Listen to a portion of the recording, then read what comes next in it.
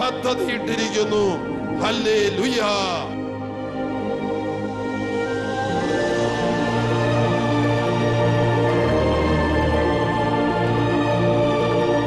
സഹനം തന്ന്, കഷ്ടത തന്ന്, തകർച്ച തന്ന് ദൈവത്തെ അന്വേഷിച്ച് കണ്ടെത്താൻ ദൈവം നമ്മെ നിർബന്ധിക്കും.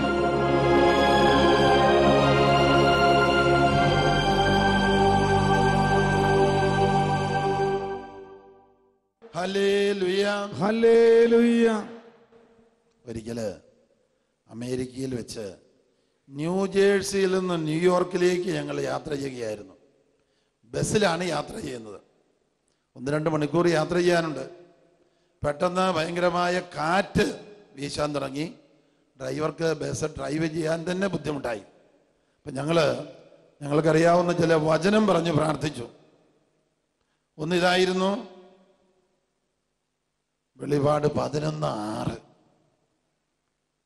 പ്രവചനകാലത്ത് മഴ പെയ്യാതെ ആകാശം അടയ്ക്കാനുള്ള അധികാരം അവർക്കുണ്ട്. പ്രവചനകാലം, വചനപ്രഘോഷണകാലം, മഴയും കാറ്റും തടയാനുള്ള അധികാരം അവർക്കുണ്ട്. ഈ വചനം 3 പ്രാവശ്യം ബസ്സിലിരുന്ന് ഞങ്ങൾ 2-3 പേര് കൂടി ഏറ്റു പറഞ്ഞു. കാറ്റു നിലച്ചു. Praise the Lord. ന്യൂയോർക്കിൽ അയർലൻഡ് എംബസിയിൽ ചെന്ന് അയർലൻഡിലേക്കുള്ള വിസ എടുക്കാൻ പോയതാണ്. തിരിച്ചു വരുന്ന വഴി കാറ്റിൻ്റെ സ്ഥാനത്ത് കൊടുങ്കാറ്റായി. അപ്പോഴത്തേക്കും ടെലിവിഷനിലൂടെ എല്ലാം അറിയിപ്പ് കൊടുത്തു. ഞങ്ങളെ ഫോൺ വിളിച്ച ആൾക്കാർ പറയുന്നു, ഭയങ്കര കൊടുങ്കാറ്റാണ് വരുന്നത്, മരങ്ങളൊക്കെ ആടിയുലയുന്നത് കാണാം. അപ്പോൾ ഞങ്ങൾ വീണ്ടും ഈ വചനം പറഞ്ഞു നോക്കി. വചനം പറഞ്ഞിട്ട് കാറ്റ് അനുസരിക്കുന്നില്ല, കൊടുങ്കാറ്റും അനുസരിക്കുന്നില്ല. പെട്ടെന്ന് ഒരു കാര്യം ഞാൻ ഓർത്തു.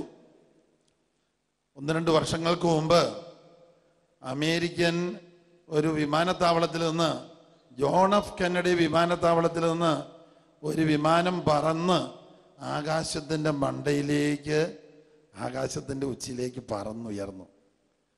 പെട്ടെന്ന് അനേകായിരം പക്ഷികൾ, ചെറിയ പക്ഷികൾ ആ വിമാനത്തെ ക്രോസ് ചെയ്തു പറന്നു.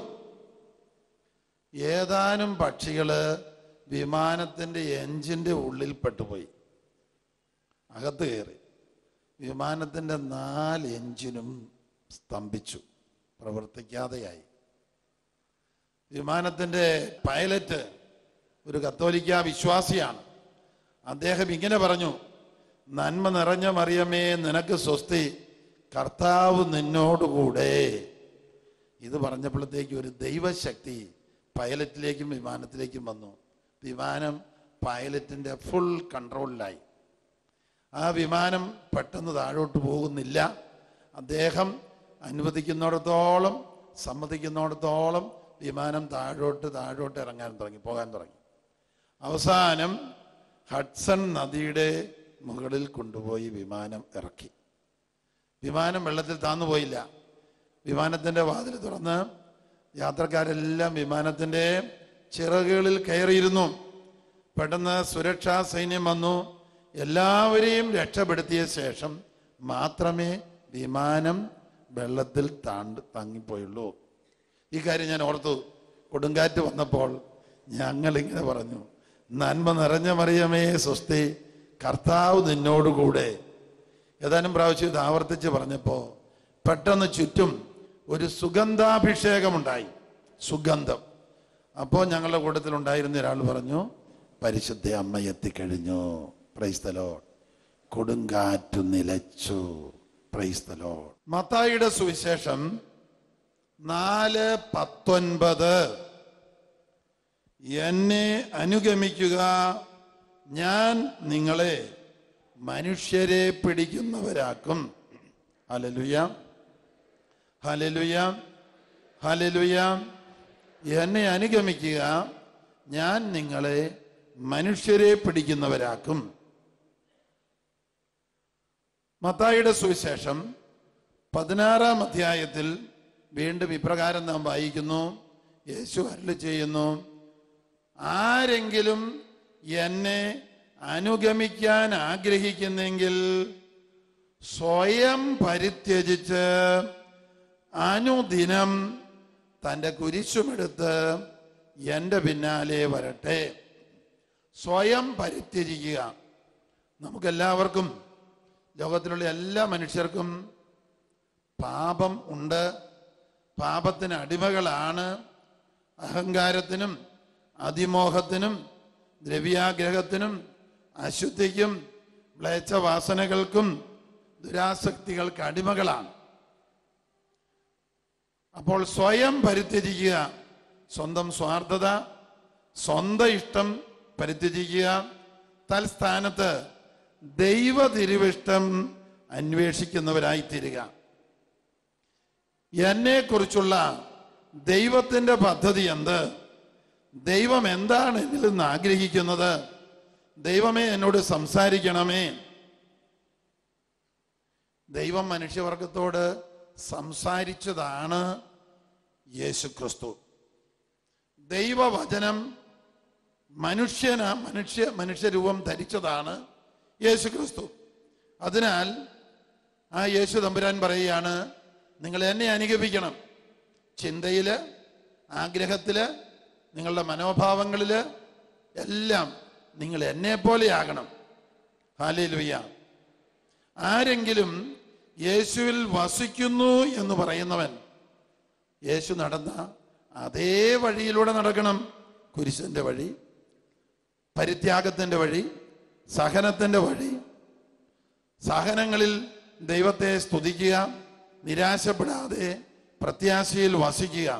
ഹല്ലേലൂയ. യേശുവേ നന്ദി. Hallelujah, hallelujah, hallelujah. മനുഷ്യർക്കെല്ലാം സ്വയം സ്നേഹമുണ്ട്. നമ്മളെ സ്നേഹിക്കേണ്ട എന്ന് ദൈവം പറഞ്ഞിട്ടില്ല.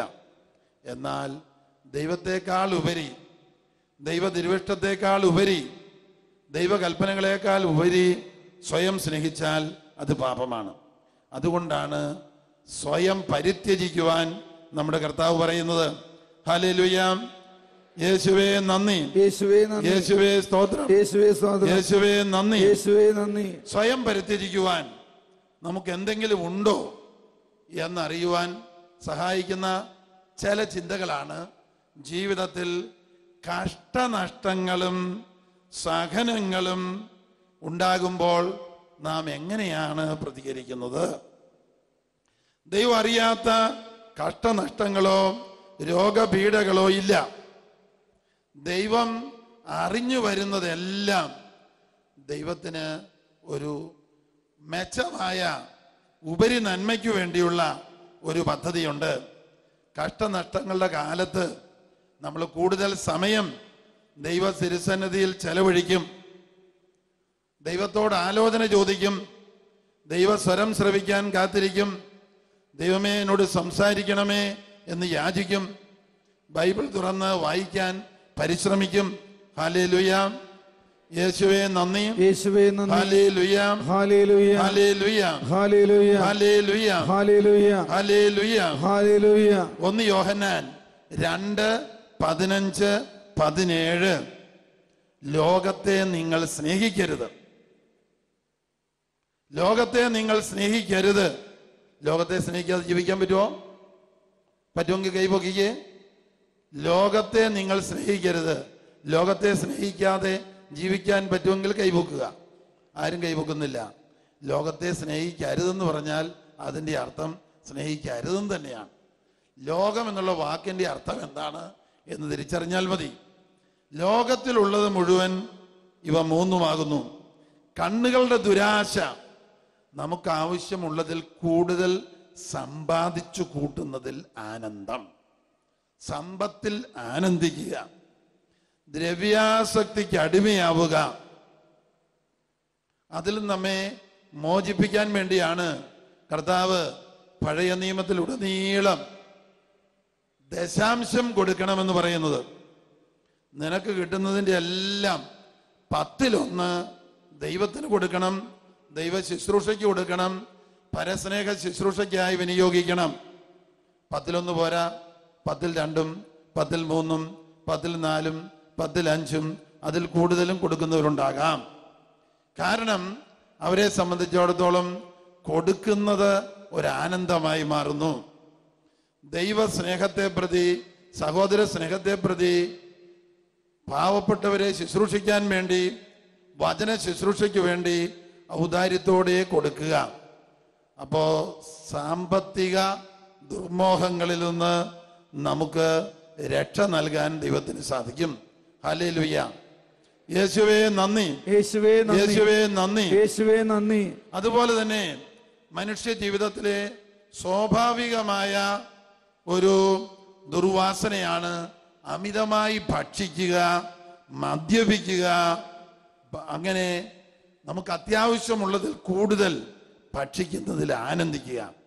അതിന് പ്രതിവിധിയായിട്ടാണ് യേശുനാഥൻ 40 ദിവസത്തെ ഉപവാസം രാത്രിയും പകലും ഉപവസിച്ച് മാതൃക കാണിച്ചു തന്നതും തൻ്റെ ശിഷ്യന്മാരോട് ഉപവാസം നിർബന്ധമായി പഠിപ്പിച്ചതും. ഹല്ലേലൂയ. യേശുവിൻ്റെ കണ്ണുകളിലൂടെ എന്ന ഒരു ദർശന പുസ്തകം ഓസ്ട്രേലിയയില് അലൻ അമിസ് എന്നൊരാള് ദർശനത്തിൽ കിട്ടിയത് എഴുതിയ പുസ്തകമാണ് through the eyes of Jesus. യേശു 12 ശിഷ്യന്മാരെ എങ്ങനെയാണ് പരിശീലിപ്പിച്ചത് എന്ന് ദർശനത്തിൽ കണ്ടത് പുസ്തകമായി എഴുതി. യേശുവിൻ്റെ കണ്ണുകളിലൂടെ എന്ന ആ പുസ്തകം ഇപ്പോൾ പല ബുക്ക് സ്റ്റോളുകളിലും കിട്ടും. 3 ഓളിയോ ഉണ്ട്. അതില് ഈശോ ശിഷ്യന്മാരോടുകൂടെ 3 കൊല്ലത്തെ മിഷനറി യാത്രയിലും ജീവിതത്തിലും പലപ്പോഴും ശിഷ്യന്മാരെ നിർബന്ധിച്ചിരുന്നു ഉപവസിക്കാൻ. ചിലപ്പോൾ ഒരു ദിവസം മുഴുവൻ ഉപവസിച്ച് യാത്ര ചെയ്യാൻ യേശു നിർബന്ധിച്ചിരുന്നു. ചിലപ്പോൾ ചിലർക്കത് പറ്റുകയില്ലെങ്കിൽ പകുതി ഭക്ഷണം ഉപേക്ഷിച്ചിട്ട് നിങ്ങൾ ഉപവസിക്കുക. ഈശോ അതിന് മാതൃകയായിരുന്നു. പൈശാചിക ശക്തികളുടെ മേൽ, അന്ധകാര ശക്തികളുടെ മേൽ വിജയം ലഭിക്കുന്നതിന് ഉപവാസം അത്യാവശ്യമാണെന്ന് ഈശോ പഠിപ്പിച്ചു. ഹല്ലേലൂയ. 40 ദിവസത്തെ യേശുവിൻ്റെ ഉപവാസത്തിന് ശേഷം ഈശോയെ പരീക്ഷിക്കാനായിട്ട് സാത്താൻ വന്നപ്പോൾ ഓരോ പ്രലോഭകനെയും ഈശോ ജയിച്ചടക്കിയത് ഏതെങ്കിലും ദൈവവചനം ഉച്ചരിച്ചുകൊണ്ടാണ്. കാരണം ഈശോയുടെ 30 വർഷത്തെ രഹസ്യ ജീവിതത്തിൽ മിക്കവാറും ദൈവവചനം പഠിക്കുവാൻ മനുഷ്യനെന്ന നിലയിൽ ഈശോ വിനിയോഗിച്ച് കാണും. സങ്കീർത്തനങ്ങളൊക്കെ മനഃപ്പാഠമായിരുന്നു യേശുവിനും ശിഷ്യന്മാർക്കും. Praise the Lord. വചനം പറഞ്ഞാണ് സാത്താനെ, പ്രലോഭനങ്ങളെ യേശു പരാജയപ്പെടുത്തിയത്. മത്തായിയുടെ സുവിശേഷം 8:16-17 എല്ലാവരും ഒന്ന് പറഞ്ഞ്. മത്തായി 8:16. അവൻ വചനം കൊണ്ട് അശുദ്ധാത്മാക്കളെ പുറത്താക്കുകയും എല്ലാ രോഗികളെയും സുഖപ്പെടുത്തുകയും ചെയ്തു. Hallelujah, hallelujah, hallelujah, hallelujah. ചില ആൾക്കാര്, ദമ്പതികള് അനേക വർഷമായി വിവാഹം കഴിച്ചിട്ട് മക്കളില്ല എന്ന സങ്കടവും പറഞ്ഞു വരാറുണ്ട്. മക്കളില്ലാത്ത കാലം എന്തിനു വേണ്ടിയുള്ള കാലമാണ്? ധാരാളമായ പ്രേക്ഷിത വേല ചെയ്ത് ദൈവത്തെ പ്രസാദിപ്പിക്കണം, ദൈവ ശുശ്രൂഷയിൽ വളരണം, ദൈവവചനം പഠിക്കണം, ദൈവവചനം നമ്മെ സ്പർശിക്കുന്ന വചനം കുറിച്ചെടുക്കണം. അത് ഏറ്റുപറഞ്ഞ് അത്ഭുതങ്ങൾക്ക് വേണ്ടിയും അടയാളങ്ങൾക്ക് വേണ്ടിയും ചുറ്റുമുള്ള അനേകായിരങ്ങളുടെ മാനസാന്തരത്തിനു വേണ്ടിയും പ്രാർത്ഥിക്കണം. Hallelujah, hallelujah, hallelujah, hallelujah, hallelujah. ജോലിയില്ലാത്ത കാലം അങ്ങനെയൊന്നില്ല. ഇതുവരെ ഭൂമുഖത്ത് ജീവിച്ച എല്ലാവർക്കും ഭക്ഷിക്കാൻ ദൈവം തയ്യാറാണ്. അവിടുന്ന് തരുന്നത് സ്വീകരിക്കാൻ നമുക്ക് സാധിക്കാതെ പോകുന്നുണ്ടാകാം.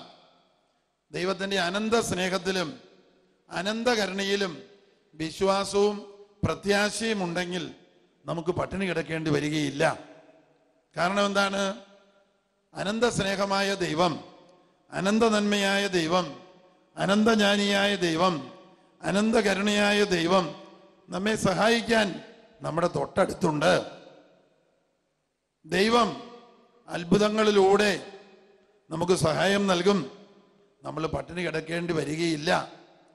സിംഹക്കുട്ടികൾ ഇരകിട്ടാതെ വലഞ്ഞേക്കാം, എന്നാൽ കർത്താവിൽ ആശ്രയിക്കുന്നവർക്ക്, കർത്താവിൻ്റെ വചനത്തിൽ ആശ്രയിക്കുന്നവർക്ക്, കർത്താവിൻ്റെ വാഗ്ദാനങ്ങളിൽ ആശ്രയിക്കുന്നവർക്ക് പട്ടിണി കിടക്കേണ്ടി വരികയില്ല എന്ന് സങ്കീർത്തനത്തിൽ നാം വായിക്കുന്നു.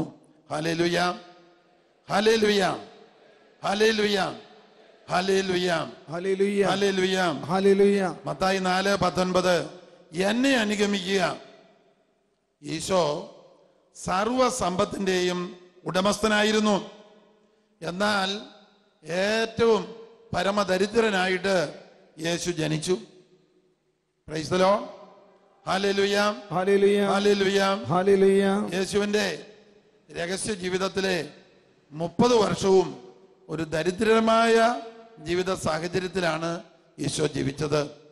ഈശോയ്ക്ക് വേണമെങ്കിൽ ഒരു കൊട്ടാരത്തിൽ പിറക്കാമായിരുന്നു, ധനവാന്റെ കുടുംബത്തിൽ ജനിക്കാമായിരുന്നു.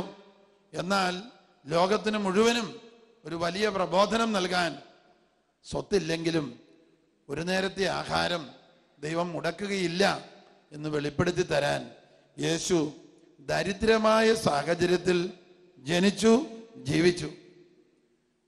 പരസ്യ ജീവിതത്തിലാകട്ടെ അതുവരെ ഉണ്ടായിരുന്ന ഒരു ഭവനം പോലും ഇല്ലാതെയായി. 3 വർഷത്തെ പരസ്യ ജീവിതത്തിൽ ഈശോയും ശിഷ്യന്മാരും കിടന്നുറങ്ങിയത് പലപ്പോഴും വഴിയരികിലെ ഒരു മരത്തിൻ്റെ ചുവട്ടിലായിരിക്കും. അവിടെ വെച്ച് ഭക്ഷണം പാകം ചെയ്ത് കഴിക്കും, പ്രാർത്ഥിക്കും, പിറ്റേ ദിവസം എഴുന്നേറ്റ് പ്രഭാത ഭക്ഷണം കഴിച്ച് അവർ യാത്രയാകും. Praise the Lord. ഹല്ലേലൂയ, യേശുവേ നന്ദി, യേശുവേ നന്ദി, ഹല്ലേലൂയ, ഹല്ലേലൂയ. സർവസമ്പത്തിന്റെയും ഉടമയായിരുന്ന ദൈവം നമ്മെ പ്രതി ദരിദ്രനായി. നമ്മള് സമ്പത്തിൽ ആശ്രയിക്കരുത്, സമ്പത്തിൽ സന്തോഷിക്കരുത്, നമ്മുടെ കഴിവുകളിൽ ആനന്ദിക്കരുത്. അത് ദൈവദാനമാണെന്നോർത്ത് ആനന്ദിച്ചു. നമ്മുടെ പലവിധ സാമർഥ്യമുണ്ട്, കഴിവുണ്ട്, നേട്ടങ്ങളുണ്ട്. അതിന് ദൈവത്തിന് നന്ദി പറഞ്ഞേക്കുക, അവയിൽ ആനന്ദിക്കരുത്.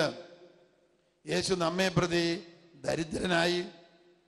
അത് അവിടുത്തെ ദാരിദ്ര്യത്താൽ നമ്മളെല്ലാവരും സമ്പന്നരാകാൻ വേണ്ടിയാണ്.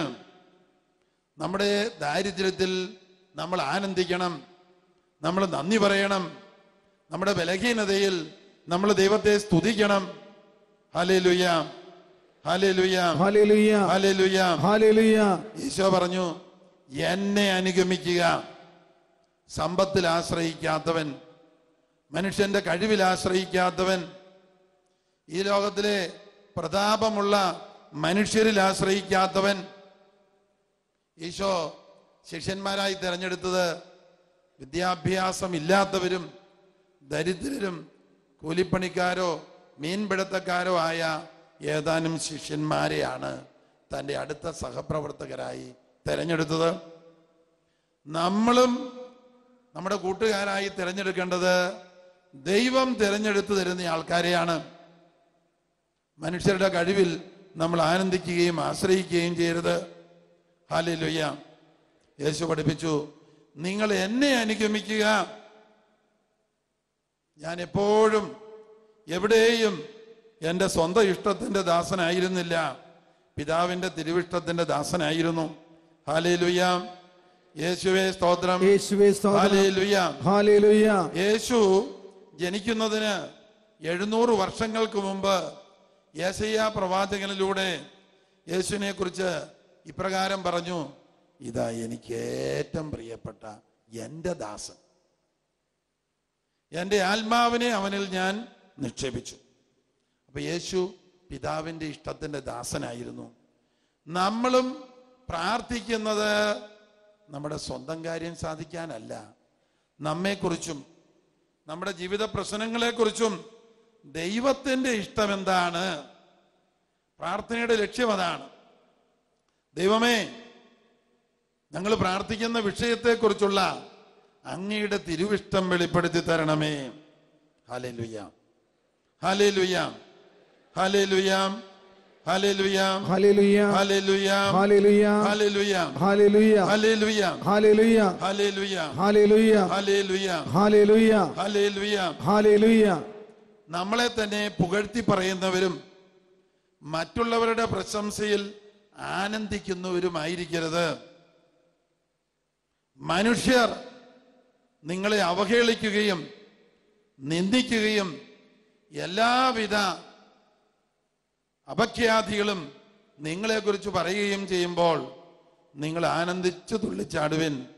സ്വർഗത്തിൽ നിങ്ങളുടെ പ്രതിഫലം വളരെ വലുതായിരിക്കും. സഹനങ്ങളിൽ യേശു മനസ്സിടിഞ്ഞില്ല. സഹനങ്ങൾക്ക് കാരണമായ വ്യക്തികളെ കുറ്റം വിധിച്ചില്ല. കൊലയ്ക്ക് കൊണ്ടുപോകുന്ന കുഞ്ഞാടിനെ പോലെ അവിടുന്ന് കൊലക്കളത്തിലേക്ക് നടന്നു നീങ്ങി. തന്നെ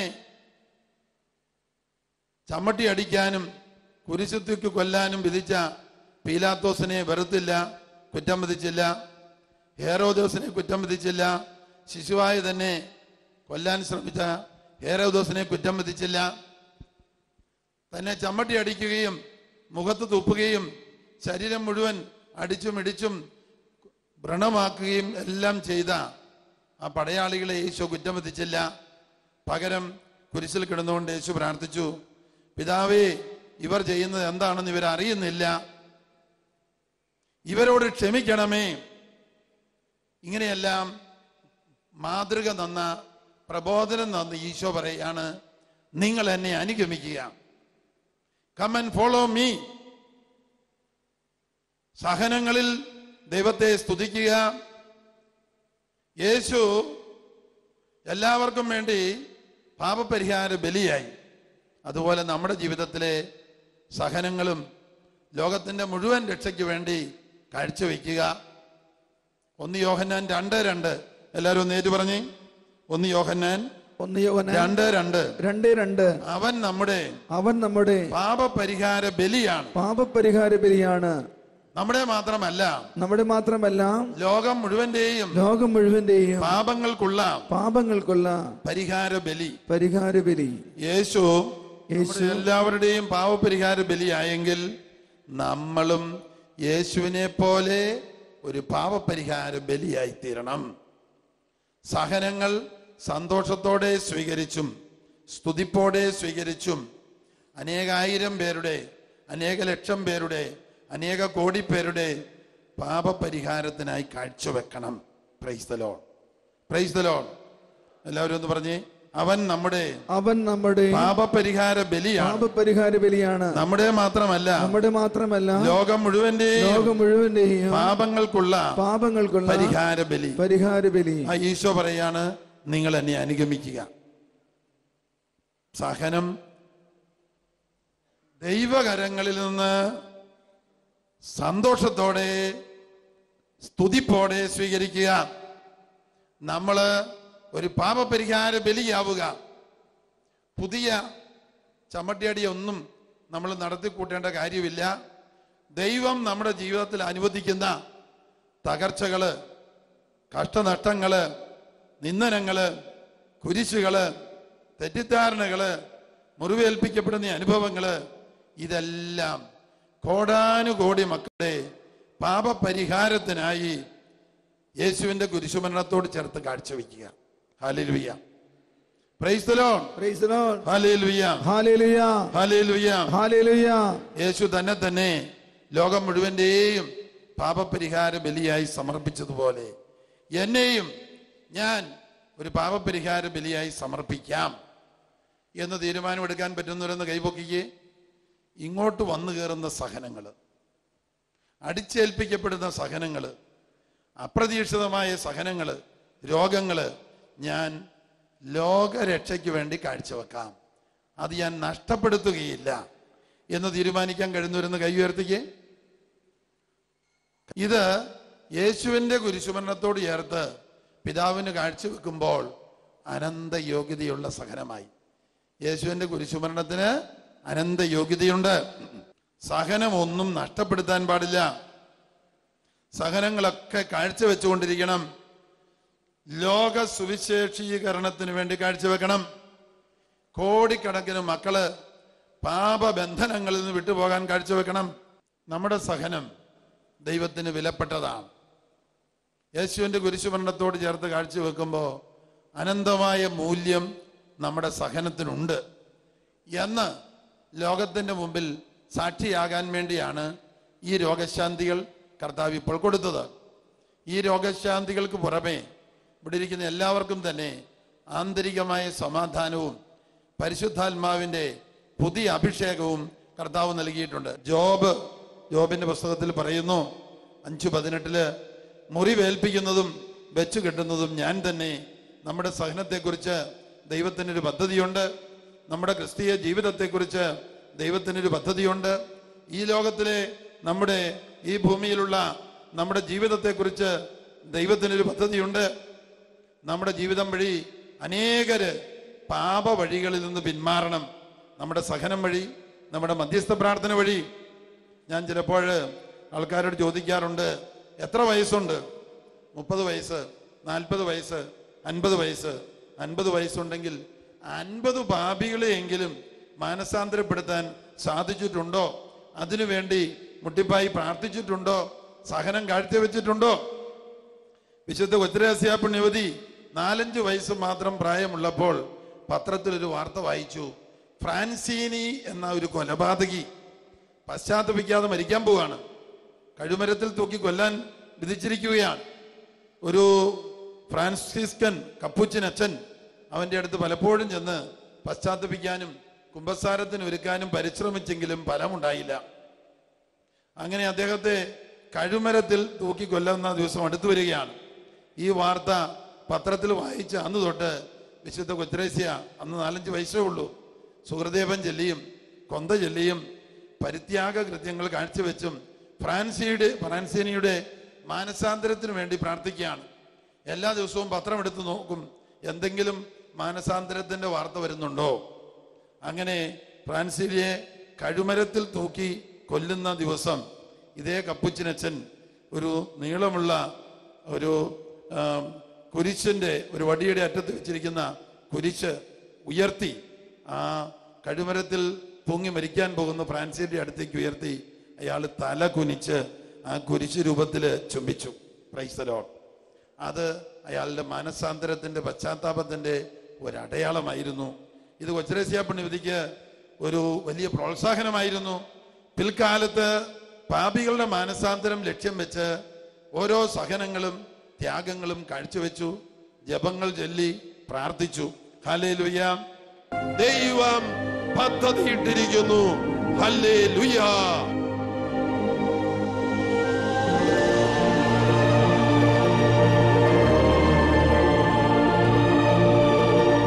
സഹനം തന്ന്, കഷ്ടത തന്ന്, തകർച്ച തന്ന് ദൈവത്തെ അന്വേഷിച്ച് കണ്ടെത്താൻ